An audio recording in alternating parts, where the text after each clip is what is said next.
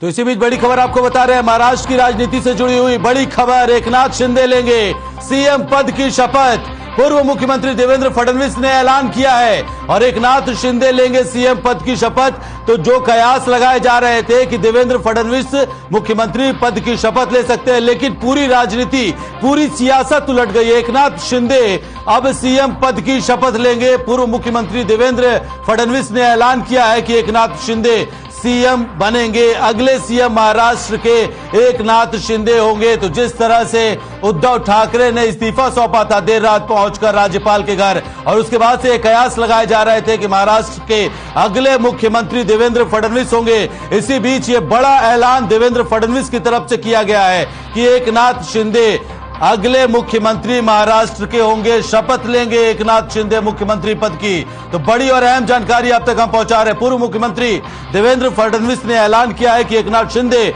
अगले सीएम होंगे महाराष्ट्र के। तो सीएम पद की शपथ लेंगे एकनाथ शिंदे। जिस तरह से शिंदे का गुट पिछले 8-9 दिनों से बागी चल रहा था, लगातार अपने तेवर दिखा रहा था, इसी बीच अब एकनाथ शिंदे की महाराष्ट्र के अगले मुख्यमंत्री बनने जा रहे हैं, सीएम पद की शपथ लेंगे एकनाथ शिंदे। इस बात का ऐलान किया है पूर्व मुख्यमंत्री देवेंद्र फडणवीस ने साफ कर दिया कि वो नहीं, एकनाथ शिंदे होंगे महाराष्ट्र के अगले सीएम।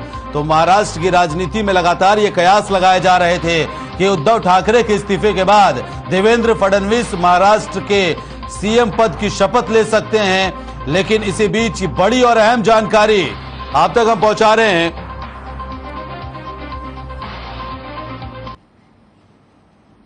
नमस्कार, कालका से समालका देख रहे हैं आप, मैं हूं आपके साथ विवेक तिवारी। बुलेटिन की शुरुआत करते हैं।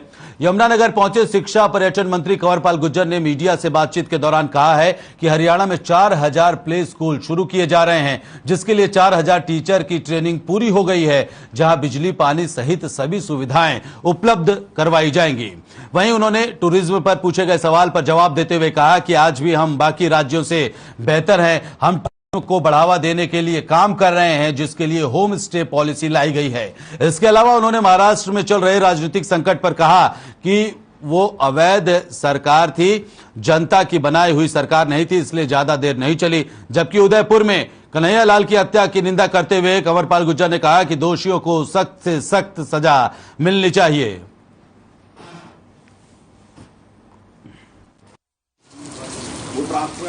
कि अभी हमने 1100 कुछ स्कूल हमारे शुरू हुए, 4000 स्कूल हम खोल रहे हैं। 4000 जो टीचर है उनकी हमने ट्रेनिंग करा दी, सब चीजें उसकी पूरी हो चुकी है और जल्दी ये 4000 के 4000 स्कूल खुल जाएंगे। और जहां तक बिजली की और जिस प्रकार की भी जरूरत है, वो सारी जरूरतें वहां पर पूरी कर देंगे। देखिए, हरियाणा टूरिज्म जिस टाइम बना, उस टाइम का तो मुझे पता नहीं कि किस प्रकार की स्थिति में रहा होगा, लेकिन बहुत लाभदायक स्थिति में शायद मुझे लगता कभी रहा।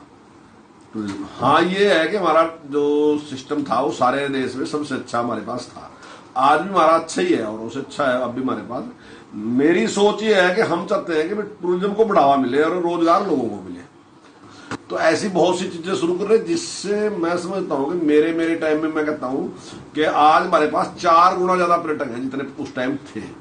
हम चाहते हैं कि होम स्टे पॉलिसी का लाभ उठाएंगे, लोग उसमें काम करें। अगर लोग काम करेंगे तो रोजगार उनको ज्यादा मिलेगा और ज्यादा काम हो सकता है। तो हमारा प्रयास है, अभी हमने पॉलिसी होम स्टे की हम ले आए हैं और जल्दी मैं वहां पे एक मीटिंग करने भी जा रहा, क्योंकि बहुत ही शर्मनाक घटना है और इसके पीछे जो लोग भी हैं उनको तो सख्त से सख्त सजा मिलनी चाहिए।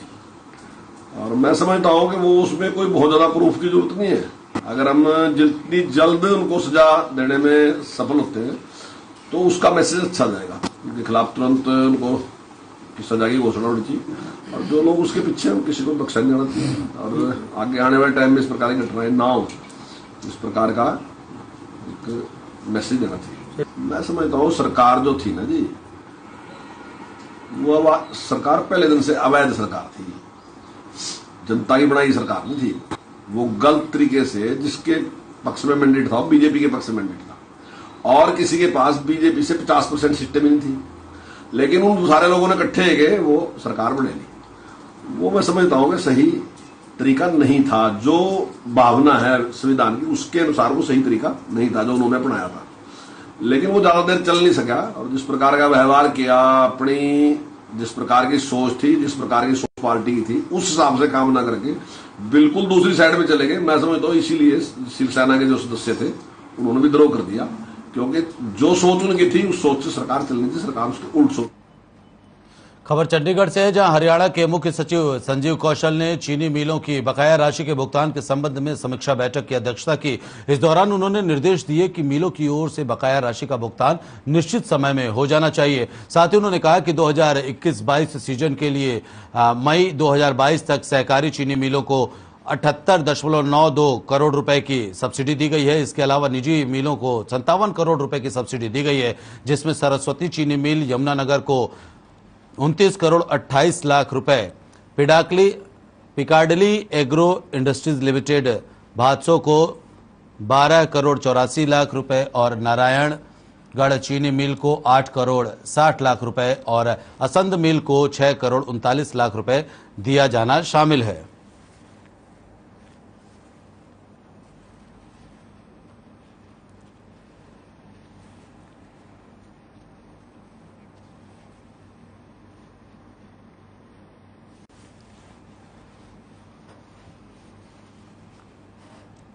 वहीं सोनीपत के स्पेशल स्कूल में एक 12 साल की मुखबधिर मासूम के साथ दुष्कर्म करने का मामला सामने आया है, जिसे लेकर आरोप है कि पुलिस और पूरा प्रशासन मामले को दबाने में लगा हुआ है। पीड़ित परिवार ने आरोप लगाते हुए बताया कि वारदात के 26 दिन बीत जाने के बाद भी उसकी मुखबधिर बेटी को न्याय नहीं मिल पाया है। मामले में पुलिस लिपापोती कर रही है। पीड़ित परिवार ने न्याय की मांग की है और कहा है कि अगर न्याय नहीं मिला तो वे पूरा परिवार आत्महत्या कर लेगा। इसके अलावा पीड़ित परिवार ने सोनीपत से जांच को ट्रांसफर करवाने की भी गुहार लगाई है कि पूरे मामले की जांच सोनीपत से बाहर भेजी जाए, सोनीपत में मामले की जांच ना हो तो न्याय नहीं मिलने पर आत्महत्या करने की धमकी भी दी गई है। ये अभी तक तो जी कुछ भी कार्रवाई नहीं हो रही। हम 31 तारीख को लेके आया था मैं गुड़िया को और 4 तारीख को उसको एडमिट करवा के उसकी डॉक्टरी करवा दी थी। तो 4 तारीख से आज तक अभी तक तो कुछ भी कार्रवाई नहीं हो रही है जी। उसको पहले तो मतलब यहाँ पर जज साहब के सामने भी बयान हो चुका था पीजीआई में, और वहाँ से लाने के बाद यहाँ ट्रांसलेटर भी बुलाए गए थे। मौका यहाँ सोनीपत में हॉस्टल में भी दिखा दिया था। गुड़िया ने आके खोल के दिखा दिया, भाई यहाँ इस कमरे में ऐसे ऐसे हुआ, सब कुछ बता दिया। और एसपी साहब के पास भी आए थे। तो अभी तक यहाँ हमारे को गुमराह किया जा रहा, अभी तक कोई कार्रवाई नहीं हो रही। इधर उधर घूम रहे हैं। कभी कहीं पहली बार एसएचओ बदल दिया, फिर एसआईटी बना दी, फिर दोबारा फिर अब थाना बदल दिया। कभी कुछ बदल रहे, कभी कुछ बदल रहे हैं। अब डॉक्टरी भी दोबारा हो चुकी है और दोबारा डॉक्टरी में भी पहले वाली डॉक्टरी सही थी तो दोबारा बोल के कि भैया ऐसे बढ़िया रिपोर्ट होगी, अब सही आएगा। किसने दबाव बनाया था? ये एसपी साहब वो थे, वो हुड्डा साहब, वो संदीप हुड्डा था। उसने कहा था कि भाई बोर्ड बिठाएंगे तो उसमें बढ़िया काम होगा, बढ़िया रिजल्ट आएगा। देखिए हमारे पास एक मुख्तलिफ लड़की का मुकदमा आया था, आया है मतलब कि उसकी उम्र होगी करीब 11 वर्ष। उसके पापा उसे हॉस्टल में छोड़ के आ गए थे, फिर करीब 1 वीक के बाद उसको वापस लेके चले गए। उन्होंने कहा कि फिर जब मेरी लड़की को वापस लेके गया तो उसकी तबीयत खराब थी, तो हमने केस रजिस्टर कर दिया, उसकी काउंसलिंग करवा दी है, बयान करवा दिए हैं, उसका मेडिकल परीक्षण करवा दिया। फिर सामने आया कि मेरी लड़की को पहले से कोई बीमारी थी, तो दोबारा से मेडिकल रिपोर्ट रजिस्टर करवा कर दोबारा से उसका परीक्षण करवा दिया, उसकी भ्रष्टाचार वगैरह जमा करवा दिए। अब वहाँ से रिपोर्ट आनी पेंडिंग है। वैसे हमारी तफ्तीश जारी है कि अगर किसी आरोपी का नाम सामने आता है तो जल्द से जल्द उसकी गिरफ्तारी। वहीं सोनीपत के कुंडली ईस्टर्न पेरिफेरल एक्सप्रेसवे पर एक ट्रक और वैन के बीच भयंकर टक्कर हुई। इस दुर्घटना में 2 लोगों की मौके पर मौत हो गई, जबकि 7 लोग घायल हो गए हैं। पुलिस ने मृतकों के शवों को पोस्टमार्टम के लिए सिविल अस्पताल में भेजने के साथ साथ सभी घायलों को खानपुर पीजीआई में इलाज के लिए रेफर कर दिया है। इसके साथ ही पुलिस ने सड़क दुर्घटना से संबंधित जांच शुरू कर दी है। बता दें कि सभी लोग उत्तर प्रदेश से गोहाना में धान रुपाई के लिए जा रहे थे और रास्ते में ट्रक के साथ सड़क दुर्घटना के शिकार हो गए।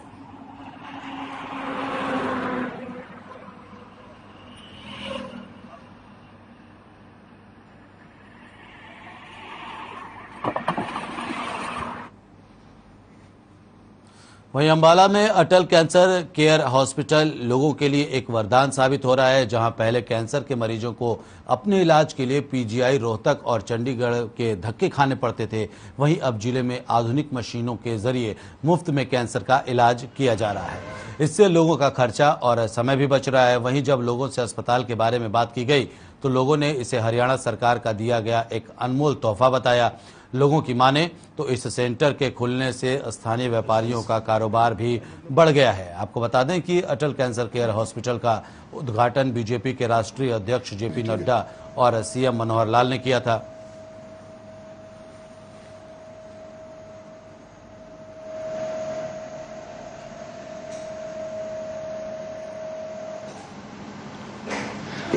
लेकिन 9 मई को करती है कि 9 मई 2022 को इसकी ओपनिंग की गई थी अटल कैंसर केयर सेंटर की।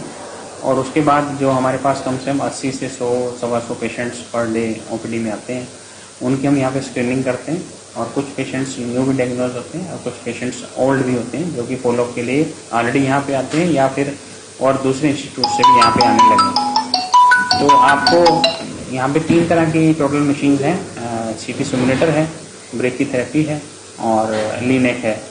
और इसके अलावा कीमोथेरेपी की तरफ से इंडोर फैसिलिटी है और बायोप्सी और ब्लड टेस्ट यहाँ पे किए जाते हैं। हिस्टोपैथोलॉजी भी अब हमारे डॉक्टर नीतू हैं जो PGI से ट्रेन होकर आए हैं, तो वो भी हमने यहाँ स्टार्ट कर दिए। तो पिछले मई अगर देखें तो मई का अगर रिकॉर्ड देंगे तो 44 पेशेंट्स यहाँ पे डायग्नोज हुए हैं जो सभी प्रकार के, जिसमें हेड एंड नेक के, ब्रेस्ट के या दूसरे कैंसर इसके अंदर से हैं, उनका सभी का ट्रीटमेंट यहाँ पे चल रहा है। और हमारे जो एक रेडियो ऑन्कोलॉजिस्ट हैं डॉक्टर रोशनी व्यास, वो अभी फिलहाल इस टाइम ट्रेनिंग पे हैं। आपको यहाँ पर जनरली कभी भी आपकी बॉडी में कोई अनयूजुअल चीज़ हो रही है, आपको हेडेक है, आपको जो फीमेल पेशेंट्स में जो रूटीन मेमोग्राफी होती है आप वो करवाइए, रूटीन चेकअप्स करवाइए आपके, और अपने डॉक्टर की सजेशंस पर आप जो टेस्ट वो डिसाइड करते हैं वो कीजिए। और आपको ऐसे आपको पता है कि वैसे कैंसर का कोई रूट कॉज नहीं है, बट जो लिकर है, जो ड्रग्स है, जो स्मोकिंग है और बाहर का जंक फूड्स खाने से आपके जो डेली रूटीन्स है उन सब का इस पर काफ़ी इफेक्ट पड़ता है। जो आप तो बेसिकली आपका रूटीन, जो डेली रूटीन है उसको सही रखना चाहिए, आपको अच्छा खाना खाना चाहिए और आपको स्मोकिंग इन सब से दूर रहना चाहिए।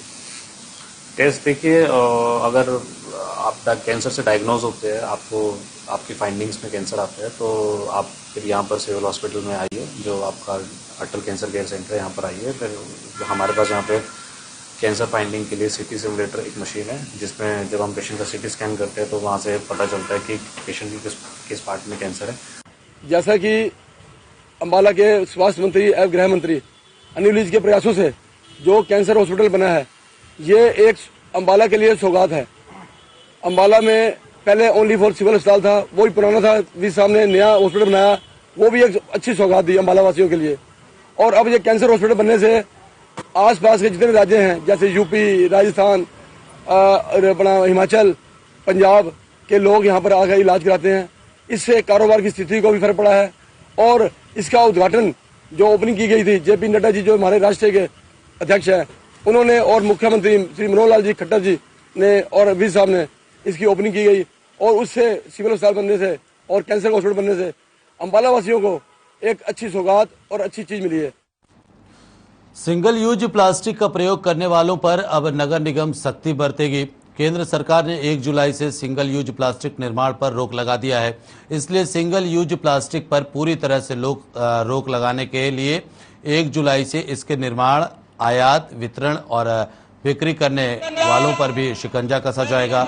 जुर्माना न केवल दुकानदार बल्कि हाथ में पॉलिथीन पकड़े जाने वाले ग्राहक पर भी लगाया जा सकता है। अम्बाला के बाजारों, गली मोहल्ले और अन्य स्थानों पर अगर कोई व्यक्ति या दुकानदार पॉलिथीन को बेचता या सामान लेकर जाता नजर आया तो उसके खिलाफ भी कार्रवाई की जाएगी। ऐसे व्यक्ति से जुर्माने के तौर पर 500 रुपए से लेकर के 1 लाख रुपए तक वसूला जा सकता है। वहीं उसे 7 साल की जेल भी हो सकती है।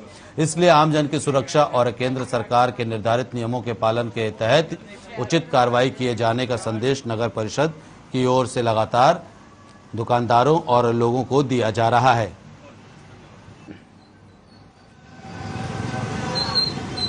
मेरा नाम पवन बंग है और मैं अम्बाला कैंट से हूँ। जो हरियाणा सरकार के द्वारा जो है सिंगल यूज का जो पॉलीथीन बंद किया है, यह निर्णय काफ़ी अच्छा है और लोगों की सेहत भी इससे ठीक रहेगी। इस निर्णय से सरकार की एक दिशा पता लगती है कि अभी वो लोगों के प्रति कितने सजग है स्वास्थ्य के प्रति, क्योंकि हमारा जो सिंगल यूज का जो पॉलीथीन है वो हमारी सेहत के लिए नुकसानदायक है, वो हमें सीधा सीधा कैंसर पहुंचाता है। तो ये सरकार का अच्छा कदम है और लोगों को भी चाहिए कि इस तरह के पॉलीथीन का बढ़ावा ना दें और इन फ्यूचर भी जहां पर आपको पॉलीथीन की एज ए कस्टमर जरूरत नहीं है, आपको ऐसा लगता है कि आप बिना पॉलीथीन के वो आइटम अपने घर तक ले जा सकते हो, तो आप उसको रिफ्यूज करो, दुकानदार को आप खुद ही मना करो कि नहीं सर मुझे पॉलीथीन नहीं चाहिए, आप अपना पॉलीथीन जो भी यूज वाला है वो भी अपने पास रखो। मेरे दुकान का नाम रामचंद्रन है, नाम से मेरी फर्म है चूना चौक पे, और डिस्पोजेबल का मेरा काम है। जो 1 तारीख से बैन का इशू आ रहा है या गवर्नमेंट ने बैन के लिए कहा है, तो हमने उसके लिए पूरा टोटली बैन कर अपने आइटम सारी हटा दी है दुकान से। अब कोई आइटम पे हम लोग डील नहीं कर रहे हैं। इतना स्टॉक था हमने 90% कवर कर दिया है। अब थोड़ा बहुत जो पड़ा है उसको आजकल मैंने उठाने के बाद सारी आइटमें पेपर में और प्लास्टिक की सारी आइटमें खत्म कर दिया। थोड़ा बहुत कुछ भाई ये तो आजकल के लिए जितना है 1 तारीख से पहले, उसके बाद नहीं मिलेगा आपको, ये आगे हम नहीं बेचेंगे उसको। खबर यमुनानगर से, जहां हरियाणा और हिमाचल में भारी बारिश के चलते सोम और पथराला नदी उफान पर हैं। दोनों नदियों ने डेंजर जोन लेवल पार कर लिया है, जिससे कई गांवों में बाढ़ का खतरा अब बढ़ गया है। वहीं पहाड़ी और मैदानी इलाकों में भारी बारिश से जनजीवन अस्त व्यस्त हो गया है। जानकारी के मुताबिक हथनीकुंड बैराज पर अभी 7000 क्यूसेक पानी है। वहीं सिंचाई विभाग ने लोगों से नदियों और नहरों से दूर रहने की अपील की है। सिंचाई विभाग के सुपरिटेंडेंट इंजीनियर RS मित्तल का कहना है कि विभाग ने हर तरफ से तैयारियां की हुई हैं और बाढ़ की रोकथाम के काम भी पूरे कर लिए गए हैं।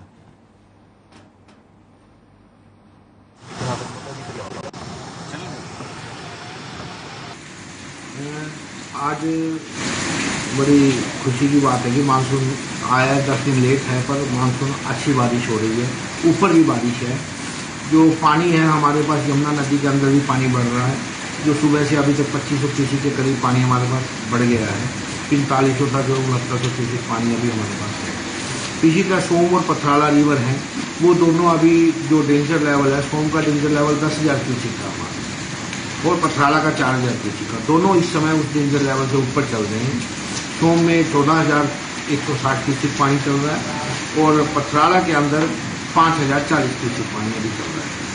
और पर डेंजर लेवल से ऊपर चलने के बावजूद अभी तक कहीं से अभी पानी बड़ा सेफली क्रॉस कर रहा है और कहीं से भी हमारे पास किसी भी नुकसान की।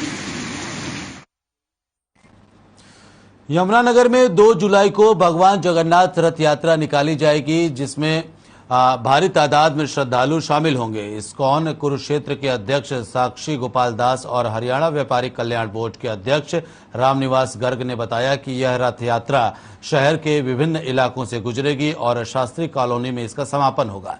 इस यात्रा में प्रदेश के शिक्षा मंत्री कंवरपाल गुर्जर, जिला विधायक समेत अन्य कार्यकर्ता और नेता भी शामिल होंगे। उन्होंने बताया कि ब्रह्म पुराण में कहा गया है कि जो भगवान जगन्नाथ रथ यात्रा में शामिल होता है और इस रथ को खींचता है, उसके जन्म जन्म के पाप नष्ट हो जाते हैं और भगवत धाम का वासी बन जाता है।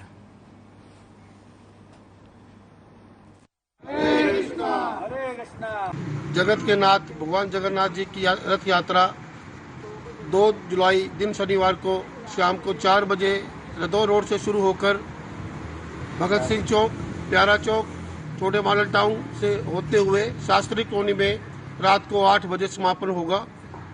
और भगवान जगन्नाथ जी की रथ यात्रा मैं सभी शहरवासियों से अपील करता हूं कि भगवान जगन्नाथ जी की रथ यात्रा को आप भव्य शोभा यात्रा को आप का आनंद लें और इस यात्रा में शामिल होकर के पुण्य के भागी बने। कौन कौन इसमें शामिल हो रहे हैं? सेलिब्रिटी में बात करें। हरियाणा के माननीय शिक्षा मंत्री चौधरी कंवरपाल जी, माननीय यमुनानगर के MLA भाई घनश्याम दास अरोड़ा जी और सभी जिला के अधिकारीगण जो है इस यात्रा में समापन समारोह में शामिल होंगे। ये बताते बड़ा हर्ष हो रहा है कि पूर्व वर्षों की भांति इस वर्ष भी भगवान श्री जगन्नाथ जी की पावन दिव्य और भव्य रथ यात्रा आपके जमनोद जगाधरी में 2 जुलाई दिन शनिवार को बड़े भव्य रूप से निकाली जा रही है। भगवान श्री जगन्नाथ जी रथ यात्रा के बारे में हमारे शास्त्रों में अनेक प्रकार का वर्णन है।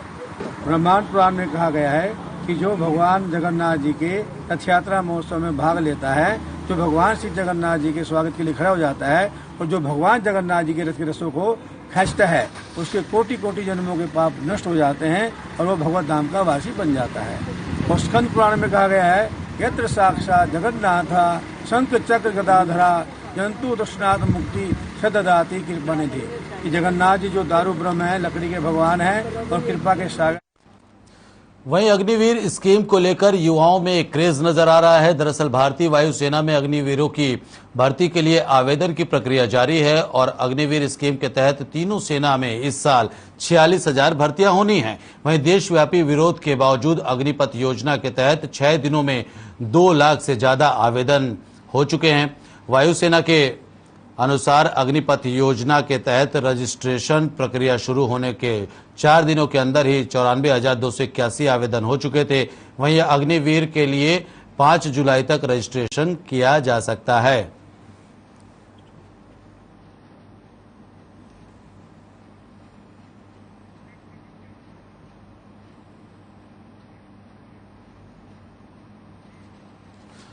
चरखी दादरी जिले के गांव पांडवान के जौहड़ में 40 साल के व्यक्ति का शव मिला है, जिसके सिर पर चोट के निशान मिले हैं। मृतक के परिजनों ने बताया कि मृतक विजय मंगलवार से लापता था। परिजनों ने हत्या करके जौहड़ में फेंकने की शंका जताई है। पुलिस एएसआई जगजीत सिंह ने बताया कि सूचना के आधार पर पुलिस मौके पर पहुंची और शव को कब्जे में लेकर के जांच शुरू कर दी गई है। इसके साथ ही मृतक के बेटे के बयान के आधार पर अज्ञात के खिलाफ केस दर्ज कर लिया गया है।